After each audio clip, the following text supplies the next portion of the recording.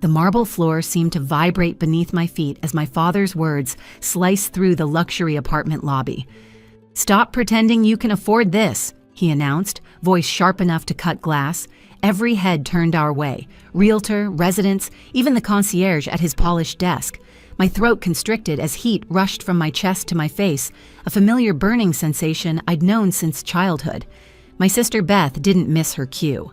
"Oh, please," she laughed, the sound like nails on my spine. She tugged her designer bag higher on her shoulder with practiced casualty. "You can't even pay your own phone bill. Why are we wasting this poor man's time?" The realtor, Greg according to his name tag, looked between us, his professional smile deteriorating by the second. His fingers fidgeted with his clipboard as he tried to become invisible. I'd seen that look before, people silently begging to escape the blast radius of my family's disdain. "My name is Nina. I'm 32 and the family disappointment who built an empire.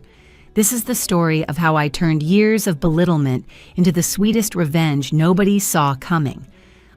I forced my breathing to stay even, counting silently like my therapist had taught me. Every dismissal, every time they'd told me I'd never amount to anything, every condescending look when I mentioned my business plans, it all crashed through me in waves. But today was different. Today I had something they didn't know about. "Actually," I said, my voice surprisingly steady, "I can afford it." Dad's laugh was dry, practiced. "Oh, really? With what? Your tips?" He leaned in slightly, lowering his voice, but not enough. "Don't embarrass yourself, Nina. Some people know their place in life, and you should too." The words hit like they always did, sharp, cold. But this time I didn't flinch. Instead, I looked him directly in the eye and smiled. "Funny thing, Dad. I stopped believing in places a long time ago." Beth rolled her eyes dramatically. "Oh, here we go." The motivational speech. She checked her watch, sighing loudly. "Are we done? I have dinner plans with people who can actually pay their rent." The realtor cleared his throat nervously, glancing at his tablet before turning toward me. Ms. King, would you like me to show them your penthouse first or your second property down the street?" He'd been briefing me on both properties when they arrived for the meeting I'd arranged, not realizing I was bringing my family along. For 3 perfect seconds, nobody moved. Dad's mouth opened slightly, but no sound emerged. Beth froze, her practiced smirk sliding right off her face. The words, "Your penthouse, your second property," hung suspended in the air between us. I turned toward the realtor, careful to keep my voice even. "The penthouse," I said softly. "It's more private." As I spoke, I watched their faces transform. It wasn't spite that made me savor this moment, but survival. For the first time in my life, I didn't feel small. I wasn't the disappointment, the cautionary tale, the punchline to family jokes. I was seen. Dad's jaw tightened visibly. "You're joking," he muttered. "You're lying to make us look bad. Again." I met his glare directly. "No, Dad. You did that all on your own." The elevator chimed its arrival. Gold-trimmed doors slid open, and I stepped inside first. My reflection multiplied in the mirrored walls. A woman who had finally stopped apologizing for existing. "Coming?" I asked lightly, as though offering them a ride to nowhere important. Beth hesitated, uncertainty flickering across her features. Dad looked like he wanted to speak, but couldn't find the right insult to hide behind. They followed in silence. As the doors closed, their reflections disappeared behind me. For the first time, I was walking ahead, not away from them, but beyond them. The elevator opened with a soft bell, and afternoon sunlight flooded in. The penthouse stretched before us, vast, open, breathtaking. Floor-to-ceiling windows revealed the city skyline bathed in golden light, the metropolis sprawling below like artwork I now owned. Beth froze, her phone slipping slightly in her manicured hand. "Wait, this is yours?" Her voice cracked on the last word. I nodded, allowing myself a small smile. "Yes, I closed last year." Dad walked in slowly, his expensive shoes clicking against imported Italian marble. His expression twisted between disbelief and something darker. The look of a man whose world was suddenly refusing to follow his rules. He turned to me sharply. "How?" You didn't even finish college. You quit your stable job, you dash dash. I started my own company, I interrupted, maintaining eye contact. It wasn't easy, but I did it without loans, without handouts, and without your help. He scoffed, shaking his head. Impossible. You were always the irresponsible one, always chasing dreams that don't pay. I let the words hang before responding. Not everything I built was for your approval. The realtor, still standing discreetly by the door, cleared his throat. If you'll notice, sir, the penthouse includes a private elevator access, rooftop garden, and unobstructed skyline views. Ms. King also owns the adjoining suite currently under renovation for her design studio. Beth blinked rapidly. You have a studio too?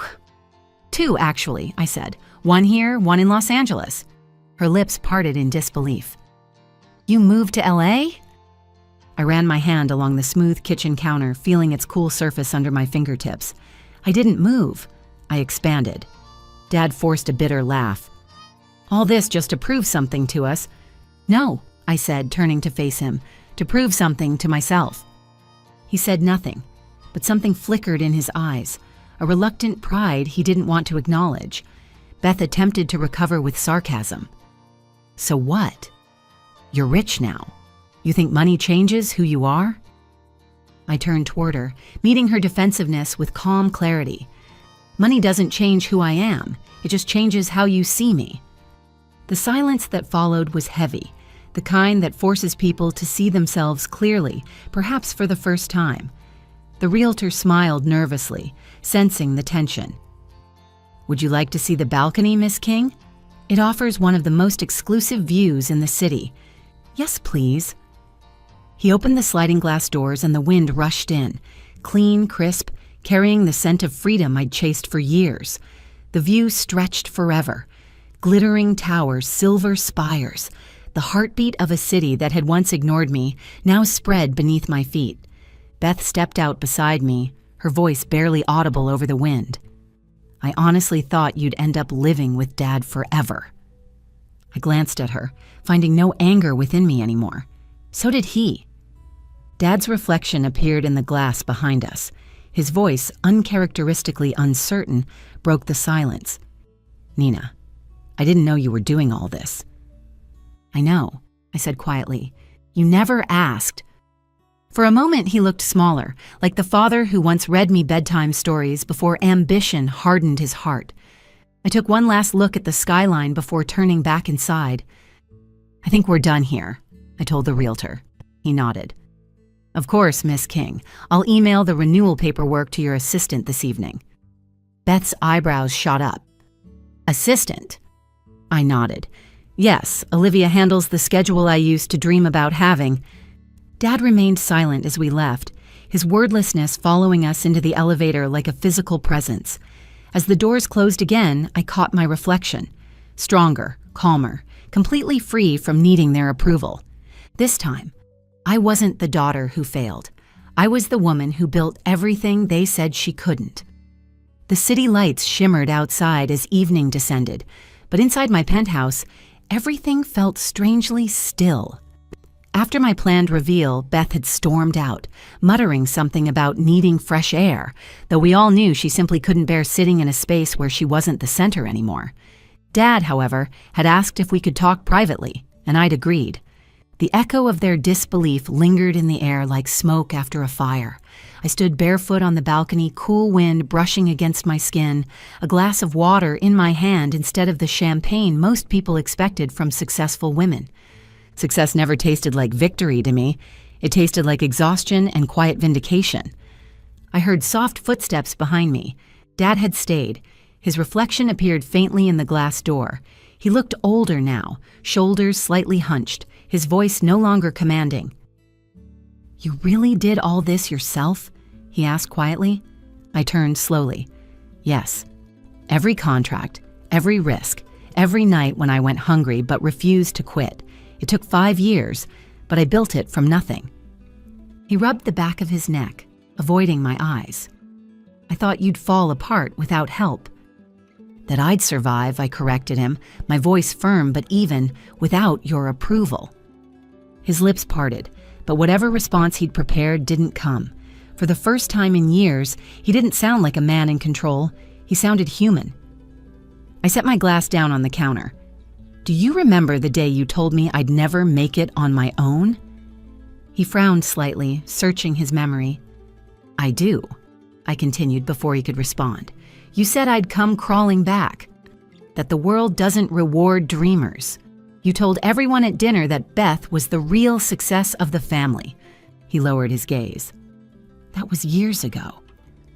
"Yes," I stepped closer. "But words don't have an expiration date, Dad. They stay with people, especially when they come from someone they once looked up to." The silence between us felt physical, not angry anymore, just filled with things that should have been said years ago. He finally looked up at me.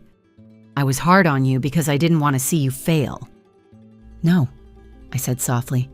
"You were hard on me because you couldn't imagine me succeeding." That hit him. His jaw tightened, eyes growing glassy under the dim light. He took a slow breath. "You're right," he admitted. "I didn't see it then." I was wrong. The words sounded foreign coming from him. For a moment, I almost didn't believe I'd heard correctly. "I'm proud of you," he added quietly. "I just didn't know how to say it without feeling small." I studied him for a moment, then walked back toward the balcony doors. City lights reflected in my eyes like distant memories. "It's okay," I said. "You don't need to say it. I didn't do this to make you proud. I did it to stop being broken." He nodded slowly, thoughtful. "You sound like your mother." That made me pause. She'd passed years ago, long before I found my footing in the world. "I wish she could have seen this," I whispered. "She would have loved it," he said, "and she would have told me to stop being an idiot." That pulled a quiet laugh from me, despite the lump in my throat. He smiled faintly like a man realizing too late that pride had cost him love. As he turned to leave, he stopped at the elevator and looked back. "You built something amazing, Nina. Don't let anyone, especially me, make you feel small again." When the doors closed, I was alone once more, standing in the soft hum of my achievements. I walked to the balcony railing, breathing in the cold night air.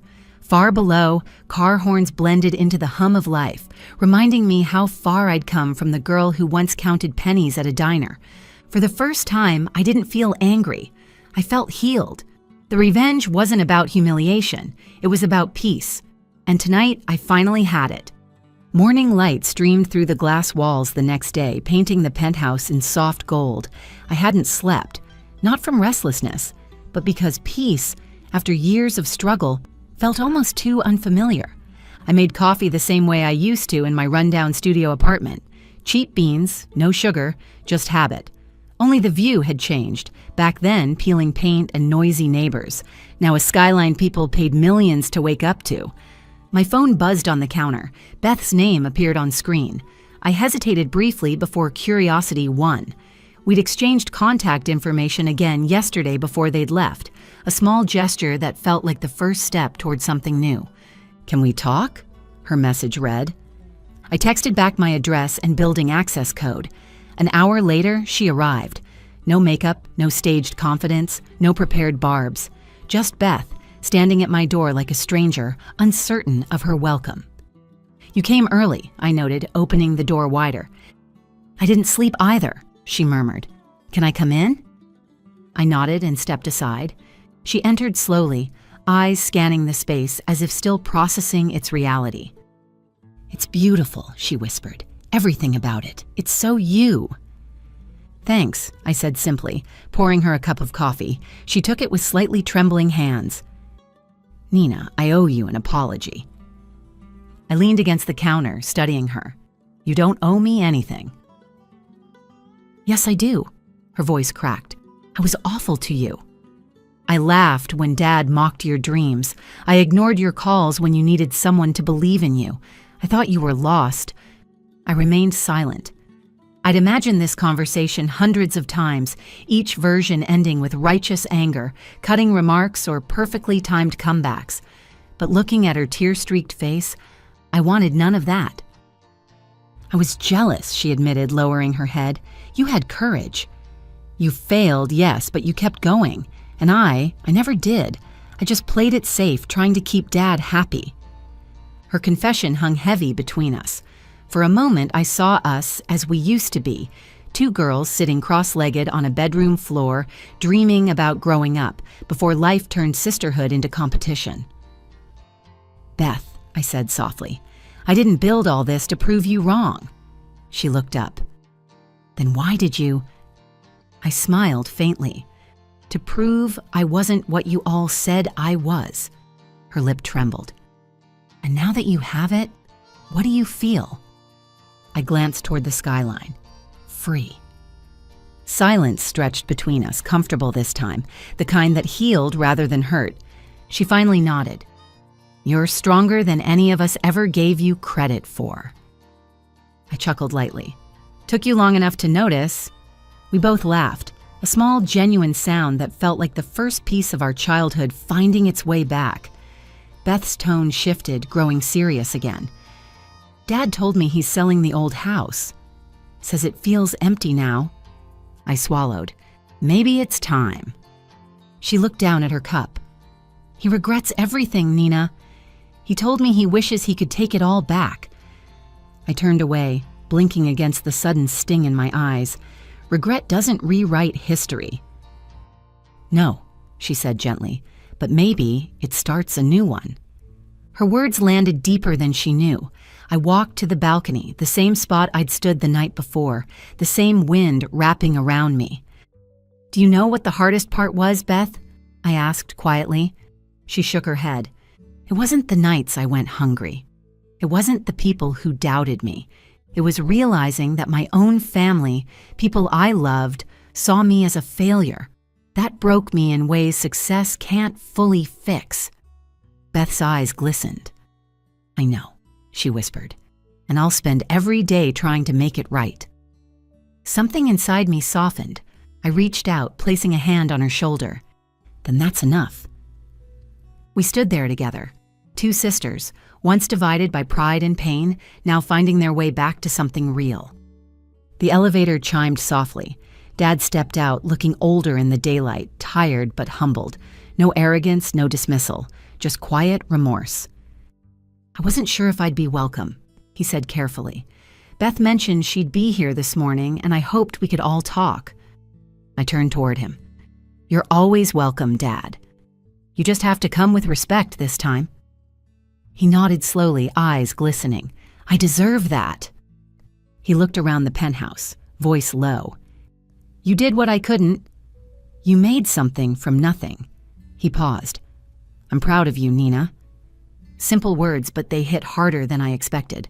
For a moment, I just studied him, years of hurt colliding with the warmth in his tone. Finally, I said, I didn't need to hear that, but it still means everything. He smiled faintly. I'm glad. We sat together, the three of us, drinking coffee in comfortable silence, not as rivals or strangers, but as people who finally understood each other. When they left later that morning, the elevator doors closed softly. I stood alone again in my glass palace, but this time, I didn't feel alone. I walked to the balcony, sunlight warming my face. The city buzzed below, full of dreams, mistakes, and second chances. Years ago, I was the girl who begged for validation. Today, I was the woman who built her own worth. As the wind swept through my hair, one thought settled in like quiet thunder. Sometimes the sweetest revenge isn't proving them wrong. It's remembering why you needed to prove yourself right. Before you go, here's a quick bonus for sticking around. If you love learning and growing like I do, you need to try audiobooks. I've got an exclusive deal with Audible. Your first month is completely free. That's access to over 500,000 titles. Zero cost to you. All the details are waiting in the description. Don't miss this one.